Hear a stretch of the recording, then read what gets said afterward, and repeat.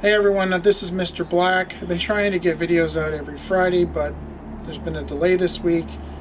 When you watch the video, you will find out why. Anyways. In 1989, musician and artist Dan Boskill, a former vocalist for the Dub Pistols, claims that when he was 6 years old, he had a truly bizarre encounter, one that made him a firm believer in the paranormal. His case spoke to me for reasons I will go into later.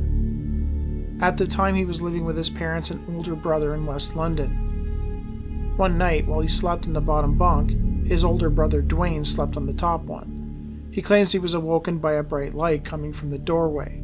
He looked over and observed a, quote, being in the semblance of a human form. It completely lit up the room. He noted that it was bright like the sun, but unlike the sun, he could actually look at it.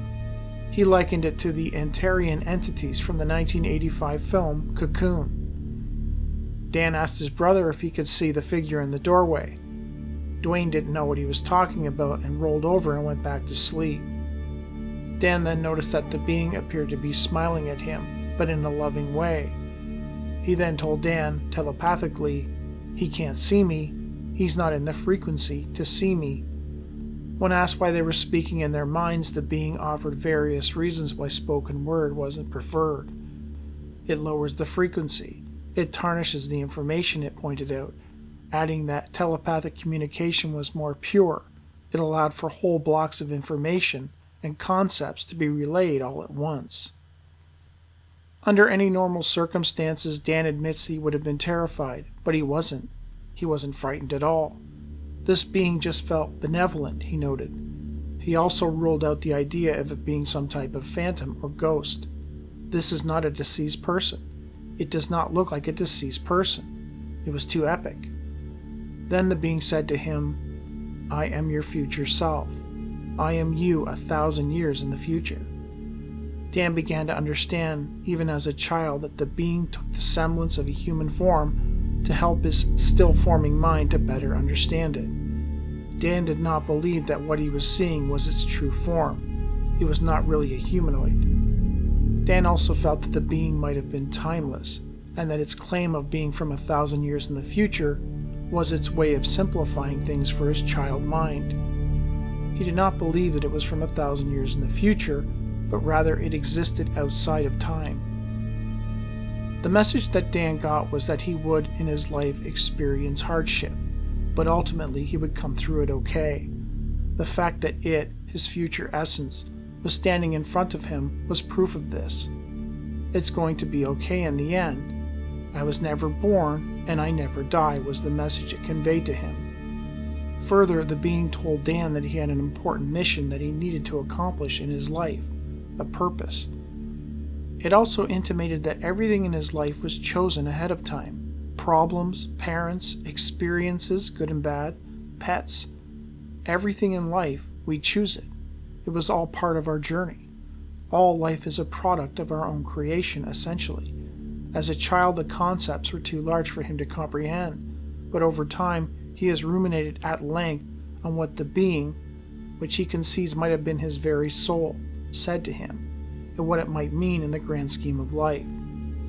Boskill's case plays out like so many NDE reports I've read over the years, in which the person comes back from the other side with an understanding that their life experience was planned ahead of time, and that they themselves were the architects, and that they have some kind of task that they must carry out before they return. I personally sometimes wonder how true this might be, given how some people are born into the most nightmarish conditions, poverty, abuse, war.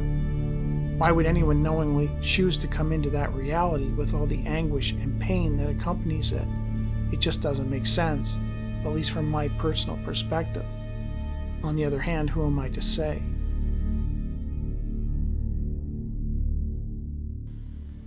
There is a belief among some pet owners that when their pets pass on, they travel to a sort of pet version of purgatory, known as the Rainbow Bridge. First popping up in literature in 1959, the Rainbow Bridge is described as a beautiful meadow where our pets wait for us to cross over, so that we can all travel together into the great beyond. And to be sure, some NDE reports do include people's claims that just such a place exists, and animals, presumably pets, can be seen running and playing in vast fields of green under beautiful skies of blue. I find the idea of such a place very comforting. Curiously, I also find comforting the knowledge that our pets sometimes return to say goodbye. If you read enough paranormal literature, you will find countless reports in which people claim that their beloved pets return to them in the hours, days, and weeks after their passing. Willow Edmond, a noted skeptic, believed that her deceased cat still visited her from the other side. I need to start this by explaining I am not one given to believing things from beyond. I have friends who tell me that every butterfly I see is my parents checking on me, that all the cardinals in our backyard are relatives who miss me.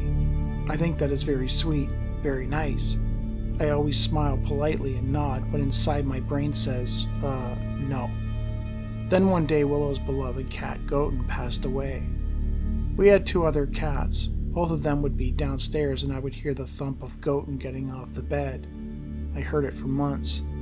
That noise of cat feet hitting the floor. She reasoned that it might be nothing more than joints popping inside the house. Of course, joints popping does not sound like cats leaping off beds, but you never know. She then began to feel a cat rubbing against her legs when none of the other cats were around. Not quite like a normal cat, but a whisper of a rub, she noted.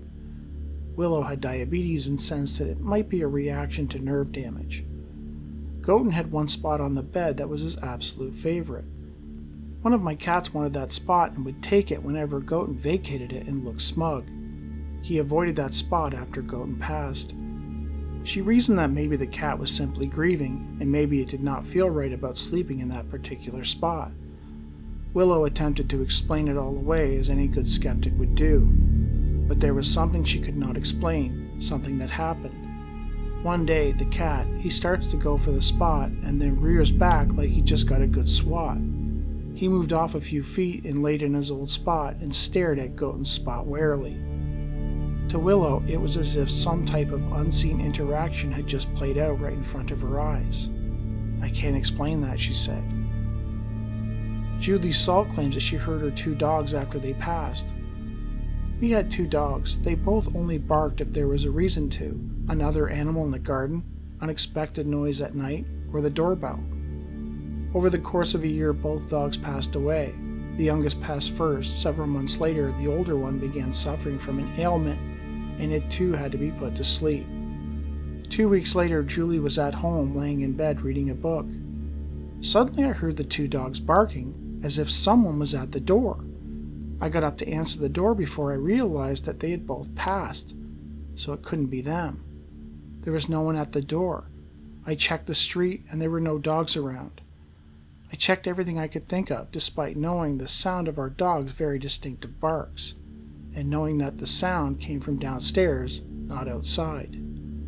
I like to think it was their way of saying they were together again. Around Christmas time in 2021, former high school teacher Carly Chichester had to put her cranky, lovable old Borgie down due to him being in pain. She felt an incredible guilt for not noticing something was wrong earlier. My heart was utterly savaged. I couldn't stop crying, and I kept begging his forgiveness for not being more aware. Sometimes the easiest things to do become the hardest.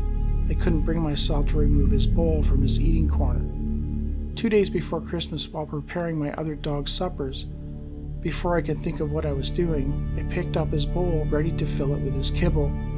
I caught myself and turned to put it back on the floor. In an instant, there he was standing in his corner, looking at me, waiting for his supper. My heart nearly burst.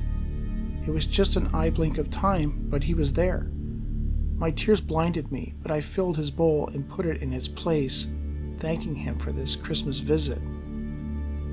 Former caregiver Gloria Hendrickson recalled her experiences with pets who have moved on. I have had 3 dogs and 2 cats so far, and I can tell you that they do not leave right after they pass. When Ashley, my little Maltese, passed, she was 18 years old. She went in my arms, but she did not leave right away. I could hear her for many weeks, her little sound she would make to get my attention, and the sound of her scratching on the door to let me know she wanted to go out. I could see her out of the corner of my eye sitting in the dining room, but when I turned, she wasn't there. All the dogs and cats were seen by people in the house, but like a quick flash. Not long ago I got up at night to get a drink of water. As I walked in the dark through the hallway, I saw a cat's tail swishing back and forth, and without thinking, I moved out of the way and walked around him. Then I thought to myself, Zan passed away years ago. Also, for all the people who have gone through having a pet pass away, how about all the times you feel the animals jump up on your bed and walk around? I think a lot of us experience these little things, but just don't talk about them. Jen Lilly, a former musician, described her own experience with a deceased pet. Back in June 2023, my dear cat Lily passed away from liver failure at home. It was a sudden illness and we were all devastated, but I think I took it the worst because she was so my cat. She even made an effort to comfort me when I was distraught while trying to comfort her through her own death. Let that one sink in for a minute. She was wonderful, thoughtful, so intelligent. You really only had to talk to her and she got what you were saying, and was in fabulous health at the age of 12, until suddenly she wasn't.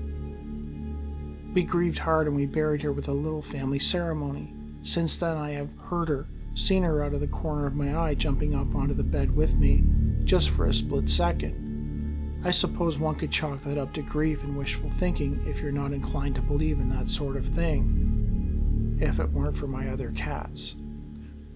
I have one cat named Buddy who knew Lily, worshipped her and loved her. He was always near her, and when they met passing in the hallway, he would do this little head tilt thing, followed by flopping over onto his back and purring, and then he would gently paw at her face and lick her head. He didn't do it to any other cat, just her.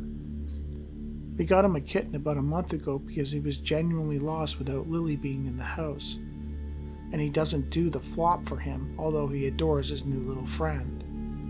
Last week or so, the two boys, Buddy and Ziggy, the new friend, were play wrestling in the dining room when they suddenly stopped, jumped to their feet, and stared down the hallway. The kitten puffed up like a Halloween cat and ran off sideways.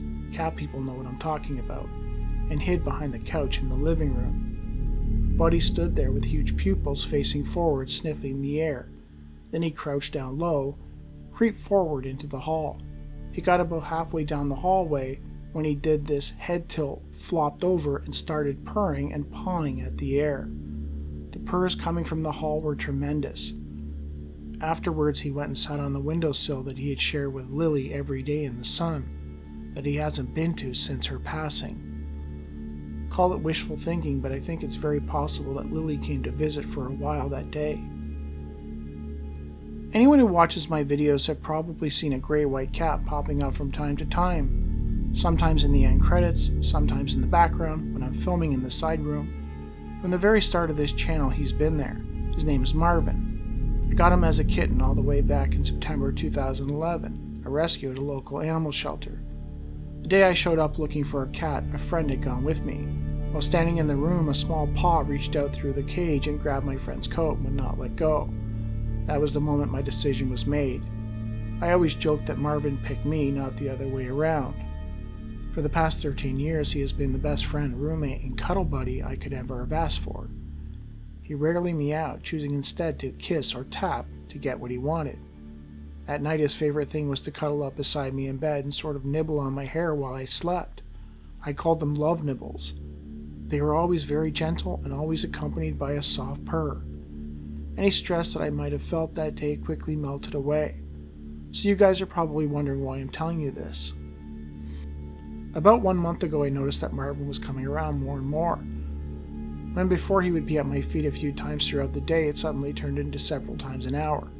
I have to admit I didn't think anything of it. I passed it off as him being needy, which he occasionally was. Gradually I noticed that he was sleeping longer and had no energy. As well, his appetite seemed to change. Then I noticed the weight loss. In the span of just a week, he'd lost a noticeable amount of weight. By the time I got him to the vet, I was told that something very serious was happening to him, and that it was very unlikely he would be able to rebound even with aggressive treatment. On March 29, 2024, I found Marvin barely able to walk even to the litter box. I spent several hours cuddling with him. He purred faintly as he lay in a semi-dazed state, almost a last attempt to reassure me that everything was fine. But it was clear to me that he was probably not going to last the weekend. When I attempted to move him, he cried out in pain. I could no longer bear it. I placed a call to an in-house vet and he was put to sleep later that day. The immense pain and emptiness that I felt and still feel at his passing is indescribable. This beautiful, goofy little creature that was always there, a shining light in the darkness of my shy, weird life, is now gone. My sadness was only equaled by my sense of guilt for not taking notice of his signs that something was wrong. Could I have saved him had I listened to him? That's what I asked myself. So I guess I'm making this video to say, if you are a pet owner and you notice that your pet is behaving differently, if it's coming around more or trying to get your attention, pay attention. Don't put it off. Take them to the vet. Get them checked. It might be nothing, but it also might be something, and you might be able to help them before it's too late. For me, this past week has been very eye-opening, a sort of come down to reality that the only thing in life that matters are those people and animals that love us, and that we love in return. Dealing with my grief, I have found great comfort in these reports in which people claim to have been visited by their pets, or Dan's story of meeting a version of himself in which it was conveyed that the notion of life and death is more complicated than we can conceive of. This is something that skeptics and debunkers will never understand, as sometimes the paranormal can provide solace to those people who are lost in their own grief and pain, without the need for religion. Accounts of people's experiences with the beyond that challenge the idea of death, this very much can be a saving grace or a lifeline to those who are in the most pain.